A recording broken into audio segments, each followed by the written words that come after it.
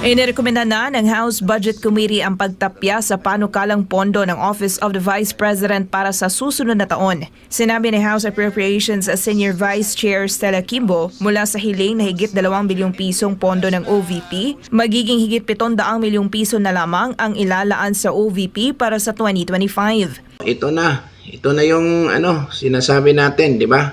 Nung nakaraang live natin. So ito na talaga, lumabas na yung ng mga mga ulupong na to eh.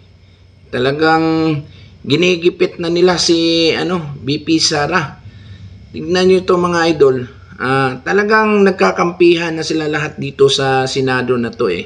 Dito sa Senate hearing na to eh. Nagkakampihan na sila. Akalain niyo tatanggalan ng budget si BP Sara sa Office of the Vice President? Grabe. Anong klaseng kalukuhan 'tong ginagawa ng mga abnormal na to sa sa Senado, ito sa Senate hearing na to. Halatang halata na iniipit na nila si BP Sara sa ginagawa nila eh. Ito, tignan natin 'tong mga idol Ayan Tignan natin Ibig sabihin, nasa halos 1.3 bilyong piso ang tinapyas ng komite mula sa OVP budget. At ang natapyas na budget ay ililipat umano sa Department of Social Welfare and Development at Department of Health. Gagamitin ito para sa assistance to individuals in crisis situation at medical assistance for indigent and financially incapacitated patients. Kung maaalala, hindi sinipot ng OVP sa pangunguna ni Vice President Sara Duterte ang pangalawang pagdinig para sa budget nito sa 2025. Sa isa ring interview, sinabi ni VP Sara na handa ito sakaling hindi siya bigyan ng pondo sa susunod na taon. Sigurado. Handa kami, handa ako sa Office of the Vice President na magtrabaho kahit walang budget.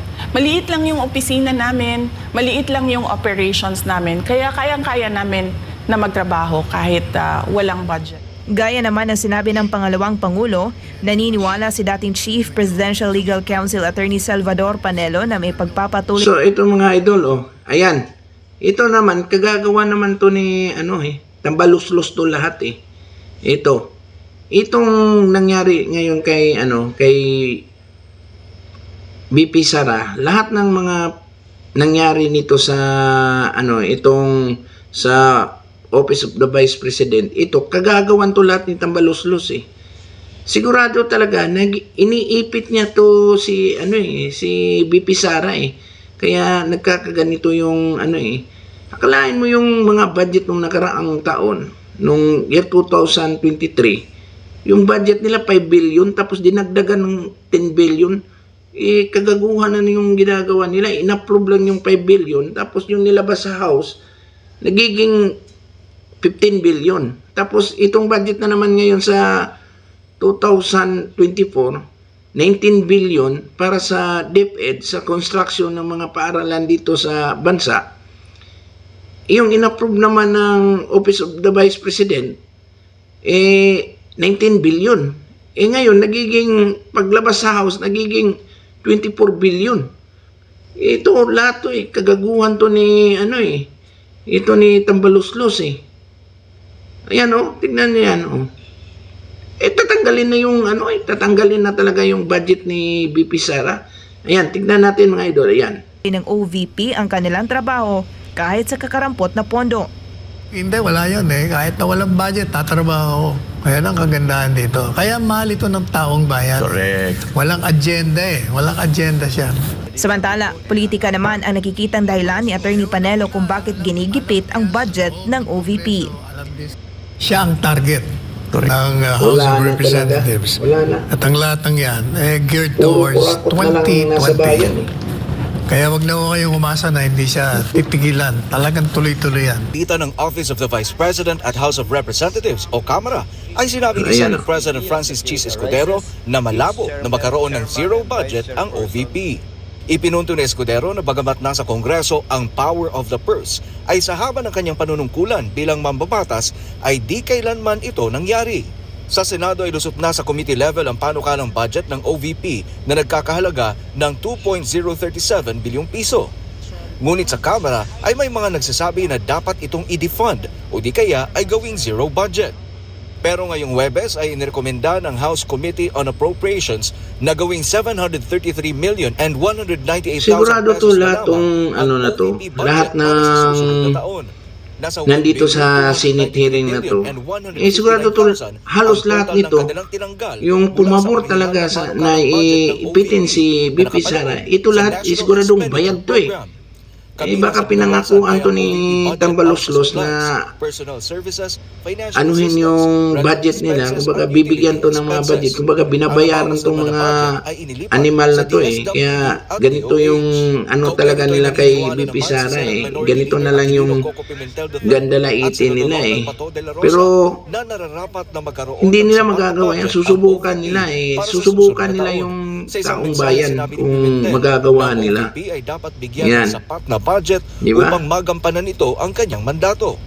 Anya ang OVP ay dapat magkaroon ng budget para sa mga tauhan, opisina, utilities, libraries, briefings, mga pulong, pagdalo sa mga conference at pagbiyahe sa parehong lokal at international. Samantala, iginit naman ni De La Rosa na kailangan pa rin ng OVP ng budget sa kabila ng pahayag ni Vice Presidente Sara Duterte na ang kanyang opisina ay makakagawa pa rin ng trabaho kahit na ganap na mawala ng pondo mula sa Kongreso. Ayun mga idol, Ayan. Nakita nyo na mga idol, di ba? Narinig nyo na yung yung balita eh. Ayun, klarong-klaro sa balita na tatanggalan talaga ng budget yung Office of the Vice President ngayong 2025. Di ba? Klarong-klaro mga idol na gusto talaga nila na pilayan talaga yung opisina ng Vice President at saka may plano talaga sila na pabagsakin yung BP Sara natin para sigurado na sila sa pagdating ng eleksyon wala na. Kumbaga wala nang kalaban-laban yung ano nito ni Vice President Sara Duterte. So ganito yung ginagawa nila para may paraan sila na maimpis talaga nila to si BP Sara. Di ba? Klarong-klaro yung ano nila yung ginagawa ng mga animal to eh. Itong mga nakaupo sa gobyerno talaga. Mga, naku, huwag niyo talagang susubukan. Sigurado talaga. Sigurado taong bayan yung makakalaban ninyo. At makikita ninyo kung gaano karami yung sumusuporta sa ating mahal na BP Sara. Kasi huwag niyong subukan yan. Naku, kahit anong gawin ninyo, hindi nyo pa rin mapababa yan si BP Sara. Maraming nagmamahal yan na mga taong bayan. Kayo na yung nakakita, naririnig at nakikita nyo na yung binalita natin, di ba? Ayan, nakikita nyo na. So ayan mga idol, klarong-klaro na kung ano talaga yung plano ng mga ano na to mga animal na tong nasa nakaposisyon dito sa gobyerno Klarong-klaro nung nakaraang administrasyon na si Pangulong Digong pa yung nakaupo. Yung Vice President niya hindi naman ginaganito kahit alam niya hindi niya kaalyado yan Pero ito harap-harapan talaga pinapapamukha talaga ng mga animal to pinapamukha talaga na ganyan talaga yung gusto nilang mangyari sa BP Sara natin. So, ayun mga idol, abangan na lang natin yung next naman na upload natin. So, dito na lang tayo.